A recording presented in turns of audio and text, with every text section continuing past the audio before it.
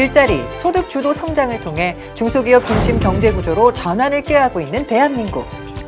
중소기업 중심 경제구조 실현을 위해 중소벤처기업부를 중심으로 상생혁신 정책을 펼치고 있는 산하기관들. 그 산하기관의 생생한 목소리를 들으며 중소벤처기업과 소상공인을 위한 정책을 이해하는 시간. 좋은 제품을 생산하는 중소기업들에게 소비자를 만나는 일은 가장 큰 숙제일 겁니다. 그만큼 효율적인 판로 개척이 무엇보다 중요한데요. 오늘은 중소기업의 길잡이, 중소기업 유통센터로 가서 자세한 이야기 나눠보도록 하겠습니다. 알면 힘이 되고 들어두면 길이 보이는 인터뷰 지금 시작합니다. 행복한 백화점, 홈쇼핑 판로 지원 사업 등 우수한 중소기업 제품을 홍보하고 판로 개척 및 중소기업 경영 활성화에 노력하고 있는 중소기업 유통센터. 중소기업의 종합 판로 지원 기관 중소기업 유통센터 임등문 대표이사를 만나봅니다.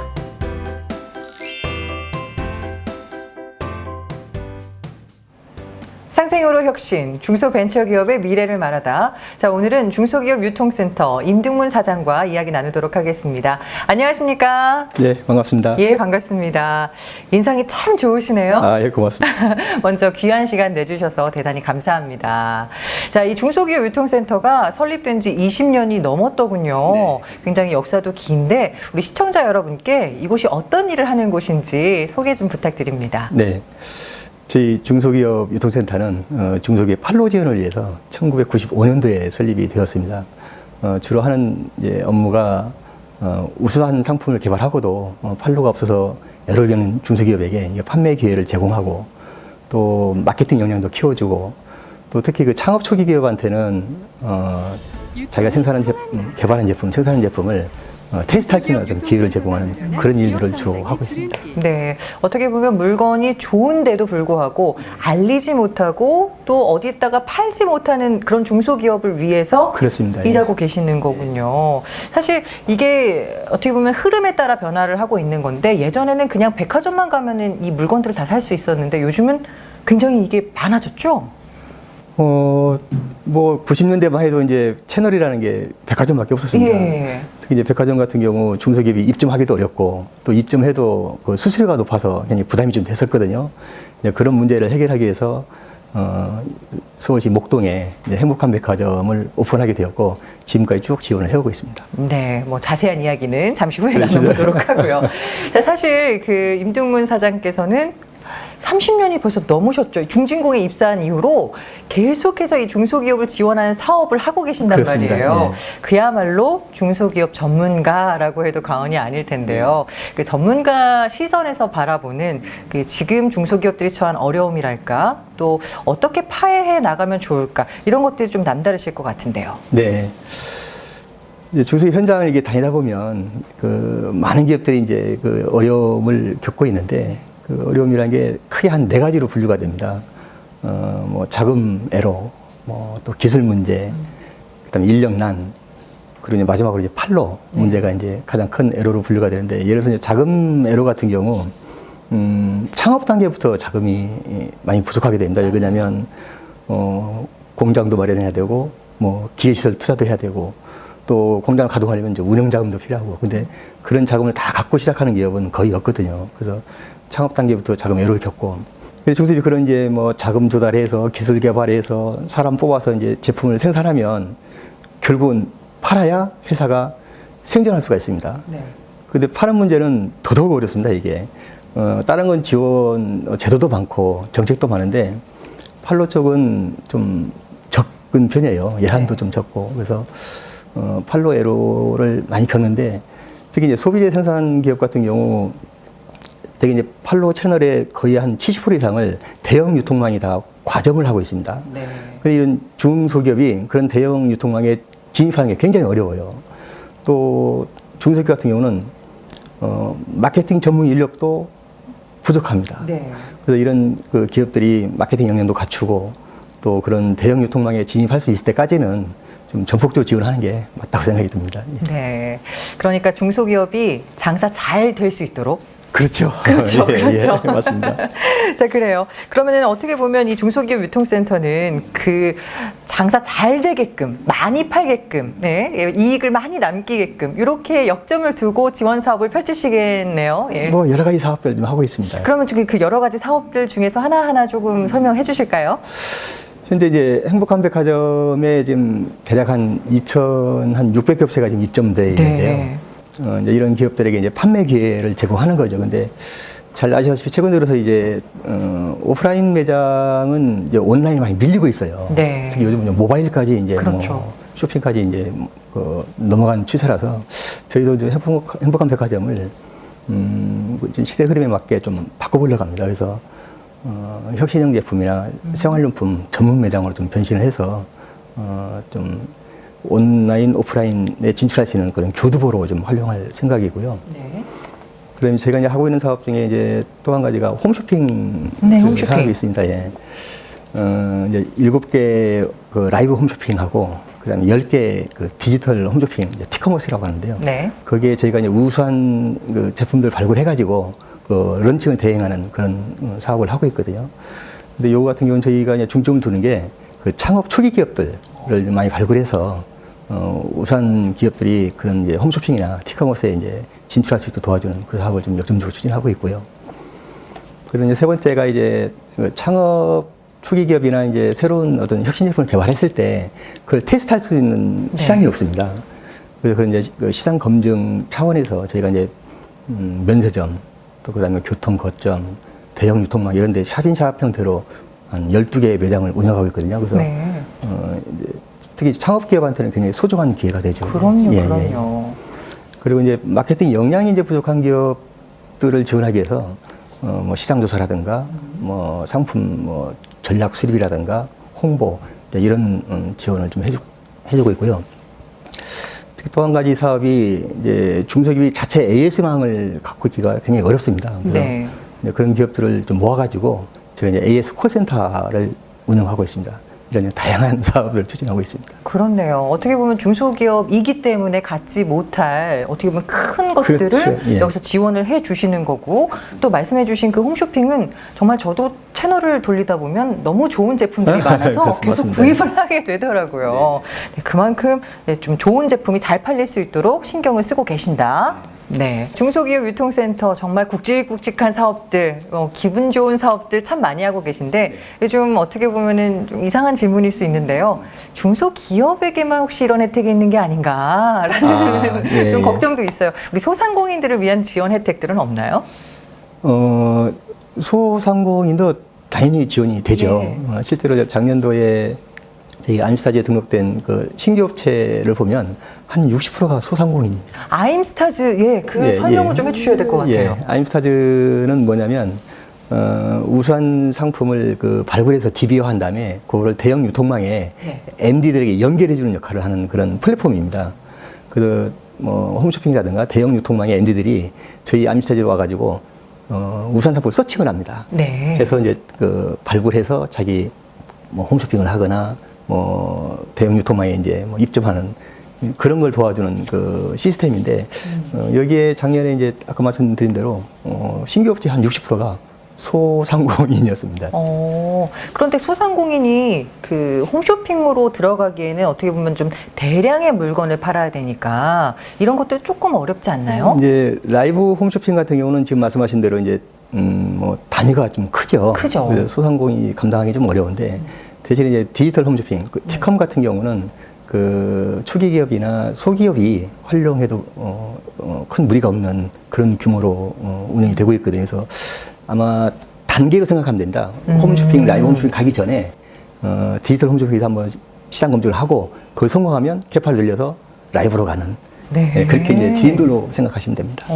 그리고 제가 요즘에 보니까 그 뭐라고 해야 되죠? 그 카카오 거기에 보니까 SNS 물건을 이렇게 팔더라고요. 맞습니다. 예. 그것도 혹시 연관이 있습니까? 저희도 이제 트렌드가 아까 말씀드린 대로 좀 모바일로 많이 또 바뀌어가고 예. 있습니다. 그래서 특히 요즘 이제 그 스마트폰 세대는 홈쇼핑을 잘 안 봅니다. 이제 다 이제 이걸 보고 그 스마트폰을 보기 때문에 네. 요즘은 이제 그 이제 커머스 크리에이터라고 해가지고 1인 그 커머스 컨텐츠를 제작해서 이게 자기 팔로워에게 이게 알려주는 그런 분들이 많이 있어요. 그래서 저희도 그런 커머스 크리에이터를 좀 양성해서 우리 중소기업 제품을 팔 수 있도록 그렇게 해볼 생각입니다. 네. 어떻게 보면 좋은 제품만 만들어라. 그러면 나중에 팔아주겠다. 네, 그렇습니다. 어떻게 보면 정말 든든한 지원군이 아닐 수 없습니다.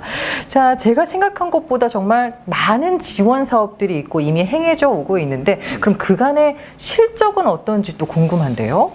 뭐 누적적으로 보면 지금 한 10만 개 기업 뭐 지원한 것 같습니다. 1년에 한 10,000개업체 정도 지원하거든요. 이제 직접 판매 지원도 하고 아까 이제 뭐 마케팅 역량 지원도 하고 또 우리 암사를 통해서 대형 유통망에 이제 그 진입할 수 있도록 도와주기도 하고 한번 합치면 1년에 한 10,000개 정도. 10,000개 정도. 혹시 금액으로 따지면 어느 정도 됩니까? 아마 누적적으로는 한 5조 원 정도 되는 것 같습니다. 예. 정말 그 대한민국의 경제의 근간인 중소기업을 꽉 잡고 있는 그런 느낌이네요. 특히 초기 기업들이 지원을 좀 많이 받고 있습니다. 예, 규모가 되고 마케팅 역량이 있는 기업들은 자체적으로 할 수 있기 때문에 저희 도움이 좀 필요 없고 특히 이제 초기 기업들한테 제가 이제 좀 역량을 좀 집중하고 있습니다. 그러면 그 초기 기업들이 여기에 문을 그냥 똑똑똑 두들기기만 하면 되는 겁니까? 그래서 이제 아임스타즈를 좀 검색하셔가지고 접속해서 회원 가입하면 거기에 이제 우리 지원 사업들이 쭉 나열되어 있거든요. 거기에 희망하는 사업을 클릭하시면 저희 직원들이 아마 연락을 드릴 겁니다. 네, 아임스타즈. 네, 아임스타즈. 네, 꼭 검색을 해주시길 바랍니다. 아이디어 메이드 스타라는 의미를 줄여가지고 아임스타즈라고 하고 있습니다. 네, 근데 그 줄인 내용도 너무 좋고 그 속뜻도 좋네요. 그렇죠. 예, 예. 네, 알겠습니다. 자, 그동안 유통센터가 정말 많은 분들께 큰 희망을 줬다고 해도 과언이 아닐 거예요. 혹시 지금까지 뭐 사업을 진행하시면서 특별히 기억에 남는 기업이라든가 아니면 정말 우수 사례 있을까요? 요즘 이제 로봇 청소기 많이 보시죠? 로봇 청소기, 예. 근데 한 중소기업이 창문을 닦는 로봇 청소기를 개발했어요. 예를 들어 이제 큰 가게 같은 경우는 윈도우 많이 있지 않습니까? 예. 닦기 굉장히 힘든데 그 창문을 닦을 수 있는 그 로봇 청소기를 개발했는데 이분이 개발해서도 한 10년 걸려 개발했는데 이 소비자한테 알리는 게 굉장히 어렵지 않습니까? 이게 그렇죠. 뭐 들고 다닐 할 수도 없고. 네. 마침 그때 저희 사업에 이제 참여를 해서 저희가 이제 마케팅 대전을 여는데 거기에 히든스타 오디션이라는 게 있어요. 거기에 이제 참여를 해가지고 상금도 타고 생방송까지 또 했어요. 그래서 작년에 한 30억 매출을 했고요. 올해는 한 150억까지 또 수출까지 아주 급성장하는 기업이 있습니다. 그분 같은 경우는 정말 이 중소기업 유통센터를 만나지 못했다면 굉장히 힘드셨을 텐데. 그분 복이죠. 아, 또 이걸 또 그분 복이라고 또 돌리시는군요. 겸손도 하시고. 또 다른 사례는 없습니까?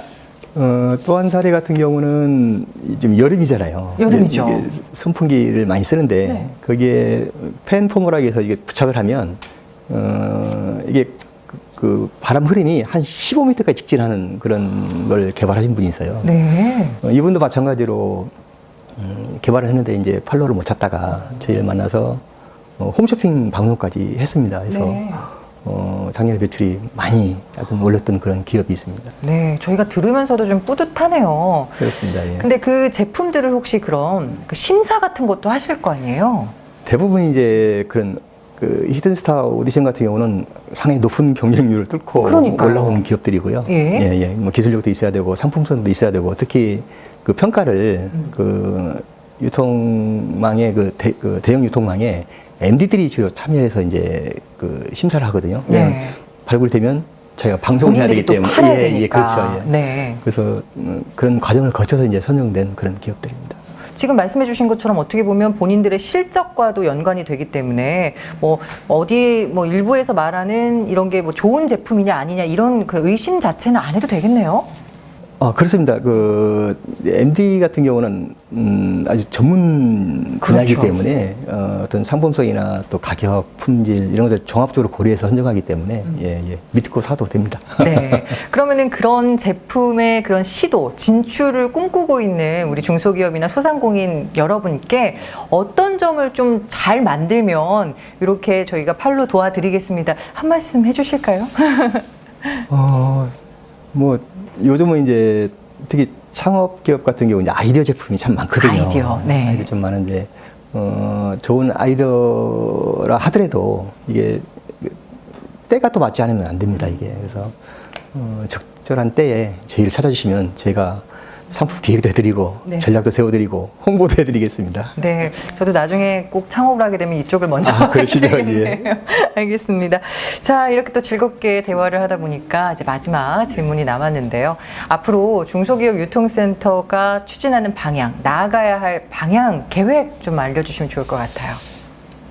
예, 이제 저희도 이제 한 20년 넘다 보니까, 이제 백화점 같은 경우는 이제 시대 흐름에 좀 안 맞는 부분이 있어서, 이제 백화점 같은 경우는 좀 이제 변신을 좀 시도해서, 이제 온 오프라인 그 진출할 수 있는 그런 플랫폼으로 이제 베이스캠프로 좀 활용하려고 하고 있고요.